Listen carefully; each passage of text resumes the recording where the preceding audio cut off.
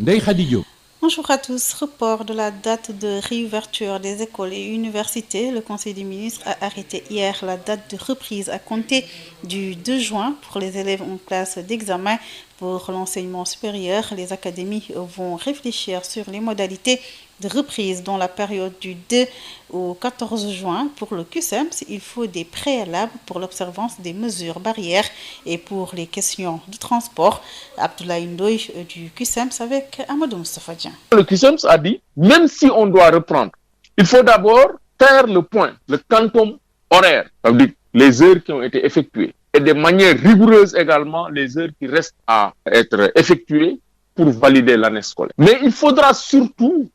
avoir l'avis du Comité national de gestion des épidémies, les techniciens de la santé qui peuvent nous dire quelle est la conduite à tenir. Est-ce qu'il faut reprendre, oui ou non? Parce que c'est une crise sanitaire doublée d'une crise sociale. C'est pourquoi la situation elle est complexe. On ne peut pas comme ça prendre une décision sans tenir compte, sans pour autant avoir l'avis déterminant du Comité national de gestion des épidémies. L'autre aspect, il faut également assurer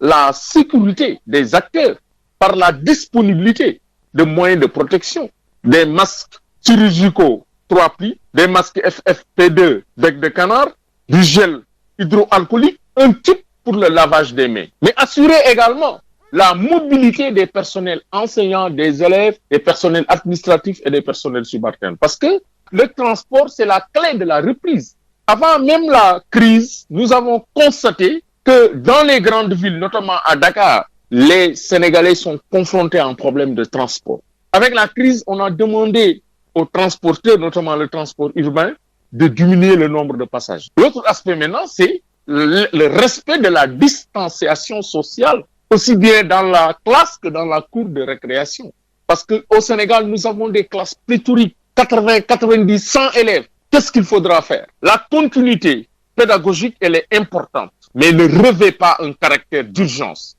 Même si c'est une reprise partielle, encore une fois, on a besoin de l'avis. Parce que même en France, aujourd'hui, il y a le concept de le droit de retrait. Ça veut dire que si les parents sentent que aujourd'hui, la situation, il y a toujours le danger, il y a des menaces de propagation, ils ont le droit de retenir leurs enfants à la maison. Si toutes ces conditions sont réunies,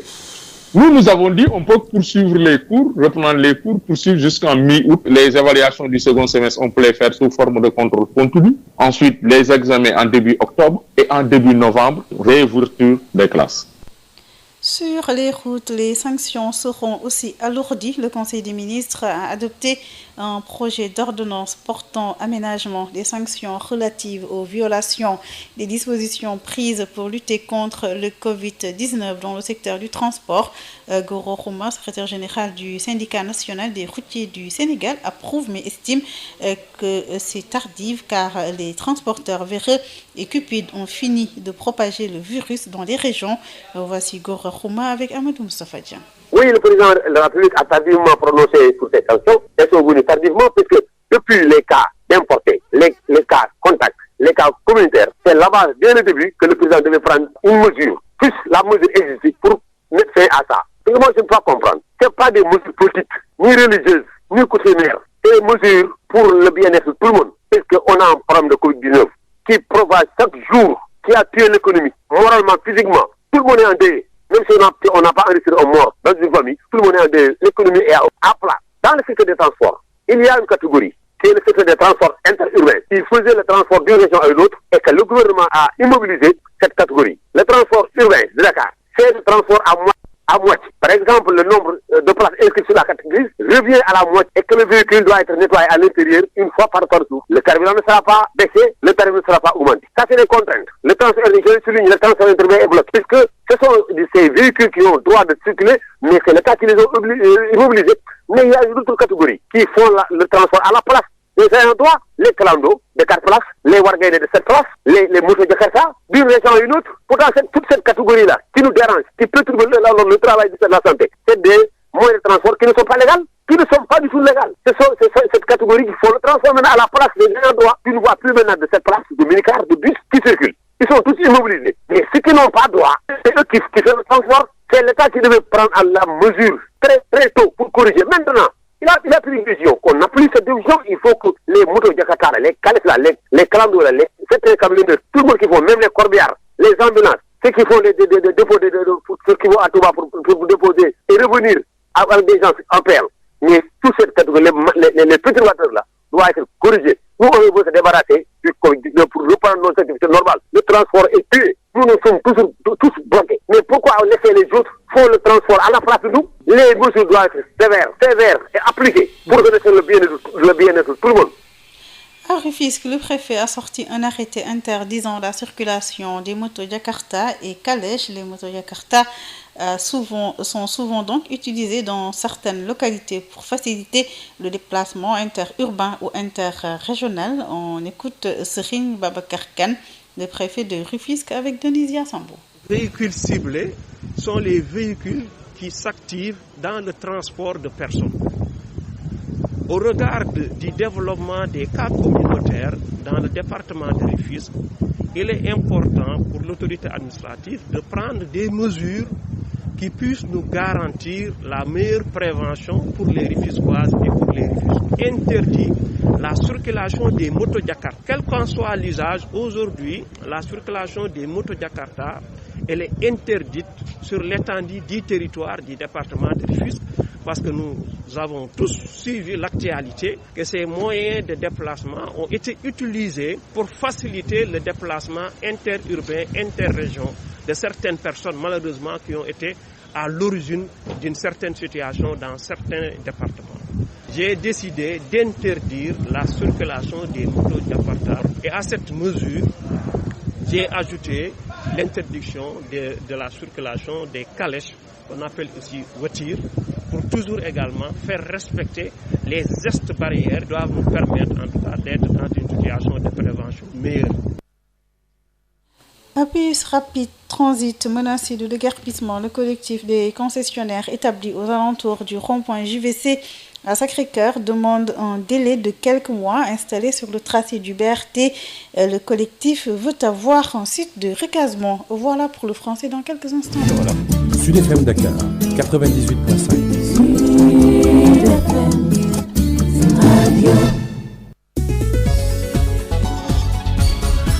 Ndeye Khady Diop. salaamaaleykum mbokk déglukat yi ubbiteeg l'école bi daal dinañu koy dëndalaat ba ñaari fan ci weeru juin ci élèves yi nga xamante ne kat dañoo wax a nekk classe d'examen ci enseignement supérieur maanaam daara yu kawe yi dinañu kon daal di xool ci diggante ñaari fan ba jàpp ci fan ak ñeent ci weeru juin naka la ñuy def ba ubbi l'école yi démb la ñu ko jël. mesure ci conseil des ministres mu di mesure yoo xamante ne nag waa CUSEMS yëkkati nañu ci kàddu ndaxte nee nañu faaw ñu jël ay matuwaay balaa ñuy dem ci ubbite l'école boobule te priorité bi fi mu ne nii moom mooy wér-gu-yaram waaye du yàkkamte ubbi l'école kii di Abdoulaye Ndoye bu CUSEMS ànd ceeg Amadou Moustapha Dia. parce que mbir mi tey lu nit ñi di wax rek mooy urgence mooy sauver des vies. njàng mi am na solo continuité pédagogique am na solo mais tey urgence mooy sauver des vies gis nañu jàngu yu tëj nañ ko lieu de culture tëj nañ ko instauré état d'urgence école yi ñu tëj ko kenn mënatul déplacé wu jóge département dem parce que dafa am jàngoro bu ne ci réew mi nekk ci jaww ji tey cas communautaire yi bëri na am nañu 9 juróom-ñeent suñuy naataango yoo xam ne seen bakken rot na ci feebar boobu moo ko indi nit ñi jaaxle nañu tiit nañu ñun waa CUSEMS dañu ne mois de mai kenn mënu ci reprendre parce que date bu ñu fixé woon 4 mai ñu ne waxuñu 4 mai mais mois de mai ba mu jeex kenn mënu ci reprendre dañu ne nag pour ñu mën a reprendre foog ñu déglu comité national de gestion des épidémies mooy waa kër docteur ñoom rek ñoo ñu mën a wax lu ñu war a def France boo fa demee conseil de santé moo fa am ñooñu ñooy xelal président bi xelal ñuy jël ay décisions ñaareel bi dañu ne ñu fagaru fexe ba élèves yi professeurs yi jàngalekat yi ñuy liggéey ci école yi ñëpp ñu jox leen ay masques yu doy jox leen ay gants ñu am gel hydroalcoolique jox leen ay kit ndax ñuy mën a lavage des mains ñu ne tamit beneen mbir mu am solo mooy transport bi parce que gis nañu ne même crise bi bu mu amulee nit ñi dañu am jafe-jafe transport ci Dakar ak yeneen villes yi kon tey jii nag bu ñu demee ba ñu ne oto yi dañuy wàññi passagers yu si ne nan la ñuy def pour déplacer jàngalekat yi élèves yi ak ñuy liggéey ci école bi ñetteel bi mooy dañu ne distanciation sociale ñun gis nañu ne suñu classe yi dafa pléthorique day dem ba téeméeri élèves wala lu ko ëpp léegi nag nan la ñuy def parce que nag dañ ne bu ñu jegantoo ci biir classe bi ak ci cours de récréation kon loolu lépp foog ñu matale ko ba pare parce que mbir mi encore une fois du dem parce que crise sanitaire la crise sociale adduna bi yëpp la lëmbee boo demee Maroc ministre de l'éducation nationale dafa ne tëj nañu école yi ba nouvel ordre France dañu ne dañuy ubbi 11 mai mais dañu ne c'est pas obligatoire maanaam du force dañu ne volontarisme ku mu neex ba pare de manière progressive parce que gis nañu ne mbir mi yombul moo tax ñun dañu ne urgence bi tey mooy fexe sauver nit ñi mooy urgence du continuité pédagogique du reprendre cours yi maintenant li ñu wax yëpp buñ ko matalee am nañu yaakaar ni mois de juin mun nañ ci jàng dem ba mi-août. ci wàllu dem beek dikk bi conseil des ministres bi itam daal dinay adopté benn projet d'ordonnance boo xamante ne dafa jëm ci ay daan yu ñu fas yéene teg képp koo xamante ne ñàkk nga sàmmonte ak jumtuwaay yi ñu jël di ay mesures ci wàllu dem beek dikk bi loolu nag jëm kon ci yenn chauffeur ak i transporteur ak ñi circuler te amuñu ci dogal ñi di Gora Khouma secrétaire général du syndicat routier du Sénégal rafetlu ko waaye nag nee na dafa mel ni matuwaay boobu xaw na yéex ndax fekk na yenn xeetu chauffeur ak transporteur yu njublaŋ yi daal di xasa tasaare jàngoro ji ci biir réew mi dañ koy déglu moom Gora Khouma ci micro Amadou Moustapha Dia. dafa yéex mais dogal bi mooy yéex lool parce que fi nit ñi ñëpp a jaaxle ci wàllu feebar bi wax naa chaque jour ne feebar bi ñun ñoo koy transporté maanaam ñun oto yi ñun moto yi ñun calèche yi ñun ñoo koy transporté bu fekkoon dañ kaa bàyyi benn place rek du fa jóge mais fu mu dem ñu tëgg fa yóbbu kon ñun la comme président bu xaaree ba nëga ni ñuy jël dogal pour durcir les sanctions kooku mën naa wax ne c'est une bonne décision mais tardivement la ko jël parce que dëkk bi actuellement nii dañ doon départ ci ay 2 cas 3 cas 4 cas importé ba yàgg ñu ñëw ci contact ba yàgg ñu ñëw ci ay cas communautaire loolu man yaakaar naa ne ba mu ci war a jël ay motuwaay dafa yàgg parce que mbir mi xeex bi kenn mënu ko ala loo xam ne li kenn ku nekk da ngaa war ne man maa ko moom comme maa ko war a moom nag maa war a xeex pour mu jóge fi ndax loolu mooy régler problème bi mais bu fekkee dafa am ñoo xam ne jàpp nañ ne ñeneen ñoo war a xeex pour mu jóge fi bëgg xaalis lu dootuñu xool risque yi ci am risque boo xam ne yow mën na laa infecté mën naa infecté seen njaboot mën naa infecté yeneen ñoo xam ne sax jàmbur lañ ci yow ngir xaalis rek loolu baaxul wax naa ko ne interurbain yi bu ñu bloqué ne bu interurbain dem muy diggante région bu oto bi nga xam ne dafa am licence nga ne ko bul dem kooku mi ngi taxaw koo xam ne ki amul droit def transport ñu bàyyi woon leen fi ak encore ni daa war suñu àq sax moo leen dal ñun transport suñu àq sax dal na gouvernement bi ndax wax nañ leen gënoon fi Jakarta ñu bañ jël leen fi kalandoo yi nga xam ne dañuy def réunion ñu bañ war nga ne yaa ngi fi ñu bañ tey nag ñooñu ñooy jalgati ak yelleef yi nga xam ne moom la gouvernement bi teg man nag li ma wax mooy camionneur beeg Jaga Njaay beeg cette place beeg war ngay demee parce que dama ne képp koo xam ne kii da ngaa jalgati charte yi nga xam ne tey jii communauté moo ko créé dañoo war a waxuma ko président kenn ku nekk citoyen bu nekk war ngaa dal ci waa jooju kenn ku nekk daal man jàpp naa du président moo war a xeex mais kenn ku nekk yaa war a xeexal sa bopp ne na ma xeexal bu jóge fi transport daal ñëpp xam nañ ne nag transport bi am na njariñ actuellement nii nag njariñ loolu nag ñun ñoo ko war a suuxat moo la directive yi nga xam ne ministre de la santé teg na ko pour ñu mën a tàggoo ak feebar bi nit ku nekk yaa ko war na man ni mosaa moom ko man maa ko moom xeex du ma yab ko wóorul yab du ma dem fu wóorul dem loolu mooy ki fi jële mais sama yónni ko si directive bu état man xaalis laa bëgg ay particulier di ko def ay moto Jakarta la moo xam ay kares la ñu koy def amul benn njëriñ ay sanction ñoo manqué bu loolu amul ñun chauffeur si nga xam ne dañu resté dans la légalité ñu rek lañu sanctionné képp koo xam ne da ngaa jalgati parti Covid-19 bi yoon daa war a dal sa kaw sévèrement ci Tëngéej moom préfet ba génne benn arrêté daal di aaye ñii di moto Jakarta yi ak voiture yi ñu daal di daw ndaxte kas seetlu nañu ne moto Jakarta yi ci seen bopp ñoom la ñuy faxal di jëfandikoo ngir génn ci dëkk yi daal di dugg beneen dëkk dañuy déglu Serigne Babacar Kane di préfet bu Rufisque ci micro de Nisia Sambo. suivre actualité bi dinañ gis ni am na ay dëkk yoo bëri yoo xam ni am nañu ay cas yu fa génn surtout ay cas communautaire bi nu defee njàngat mi danoo gis ni ñu bëri dañuy utiliser moto yooyu ñu tuddee Jakarta pour violer interdiction bi nga xam ni moom la ministre de l'intérieur jël mu tare baagante bi ci dëkk yi moo tax ñun pour bañ loolu dal Tëngéej ñu anticiper jël benn arrêté boo xam ni dañoo interdire circulation moto Jakarta sur l'étendue du territoire du département de Rufisque amul Jakarta bi dama koy yor pour doon liggéeyi wala pour mais moto Jakarta ci boppam dañu interdire la circulation dans le département de Rufisque parce que gendarme yi boo leen laajee dinañ la wax ni la fan yii yëpp ñoo ngi jàpp ay moto Jakarta yoo xam ni dañuy jéem a jaar ci àll bi pour mën a en tout cas violer interdiction bi nga xam ni moom la ñu leen tere woon pour ñu bañ baagante bi nit ñi di baagante ci biir kaw loolu aussi ñu jëlaat beneen arrêté boo xam ni danoo tere circulation li ñuy tuddee ay voitures fii calèche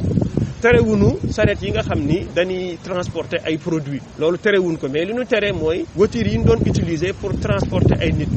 wax nañ ni loolu aussi nan ko dakkal ba jëmmi jamono ba nu gën a maîtriser développement cas communautaire yi dans le département leneen li nga xam ne aussi xëy na su fi ak ay simili yi tuuti dinañ ko si yokk aussi mooy transport en commun yi nga xam ni daan nañu baagante diggante Jaxaay Bambilor ak Rufisque ak Kër Massar mu nekk bus Tata wala mu nekk yeneen moyen de transport yi loolu aussi dinañ jël dogal pour suspendre ko jusqu'à nouvel ordre waxuñu danoo tëj Tëngéej parce que ku am moyen de transport particulier mën nga ko utiliser ku am taxi aussi mën nga ko utiliser mais les gros moyens de transport en commun moom lañ jàpp ni dinañ ko suspendre jusqu'à nouvel ordre parce que li ñu seetlu aussi mooy interdiction wala réglementation bi nga xam ni ministère des transports terrestres joxe na ko pour ñu respecter effectif yi ci biir kaar yi aussi gis naa ni même bu fekkee ni police mu ngi def liggéeyam aussi wul am na kaar yoo xam ni ñoo ngi baagante ci digg bi mais respecté wuñu effectif yooyu. bu jeexalee ak bus rapide transit yoon wi mu war a jaar ci boori rond-point JVC fii ci Sacré-Cœur gis nañ ne kat ña fa nekk te di jaay ay oto tey jii doon nañ dajeek taskatu xibaar yi ndax ñoom dañoo nekk ci yoonu BRT bi ba tax na kat ñi ngi ñaan ñu may leen ab délai fii ki weer bu ko defee ñu mën fa daal di jugee nee nañu nag bu ñu sañoon ñu utal leen béréb boo xamante ne bu ñu leen jëlee fii ci JVC bi danañ leen fa mën a teg ñu wéyal seen liggéey Ndeye Khady Diop nekkoon ci micro bi kii di Alassane Wade ci machine bi ñu ngi leen di ñaanal guddi jàmm ak kii di oustaz Alioune Mbaye ci waxtaanu diine bi ci weeru koor gi ñu ngi leen di ñaanal